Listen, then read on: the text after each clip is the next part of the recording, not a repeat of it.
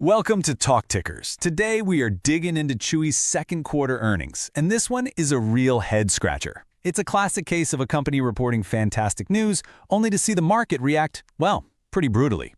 The numbers looked great, but the stock's performance told a completely different story. So let's get into it.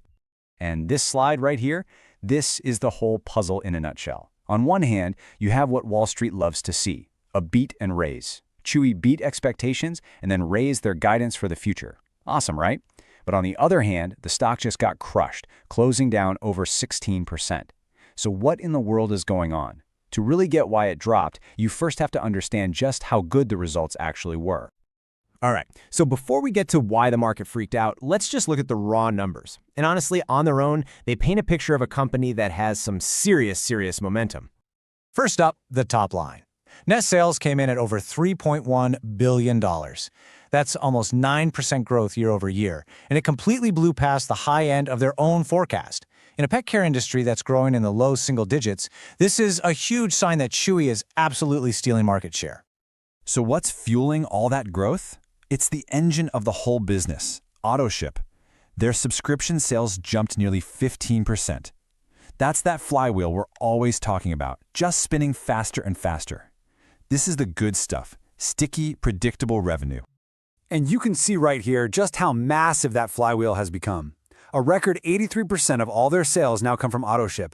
I mean, at this point, it's not just some nice-to-have feature, it is the business. It's the core of their entire model, and it's what keeps customers coming back. And get this, on top of everything else, their 20.9 million customers are each spending more money. Net sales per active customer, or NSPAC as they call it, hit $591. That's up almost 5%. So they're not just growing, they're getting deeper into their customers' wallets, which is exactly what you want to see.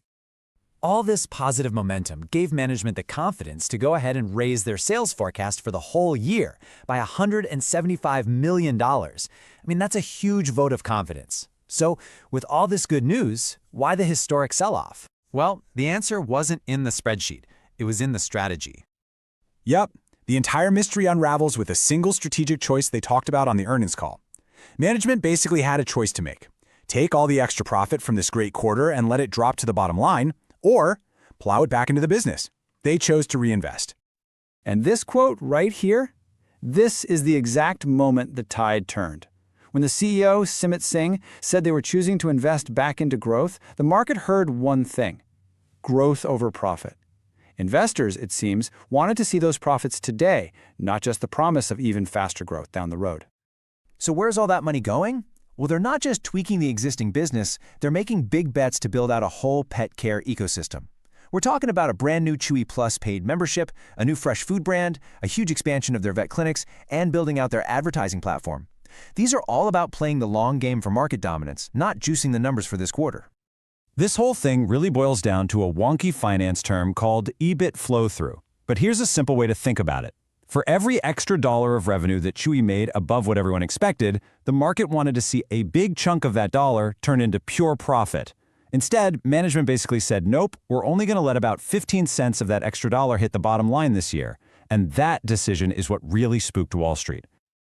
And spooked is putting it mildly. The market's reaction was immediate, and it was severe. This timeline really shows you how that one strategic comment on an 8 a.m. call snowballed into a massive sell-off by the end of the day. Okay, so picture this. The day before, the stock is on a tear, up over 16% for the month. Then, at 8 a.m. Eastern, the call kicks off. By 8:30, just 30 minutes later, as this reinvestment theme becomes clear, the stock is already down almost 10% in pre-market. By the time the closing bell rang, it had erased the entire month's gains and then some, closing down 16.6%. Ouch. And the analyst community split right down the middle. You had the bulls, like Barron's and Seaport, who saw this huge drop and called it a massive overreaction, a buying opportunity.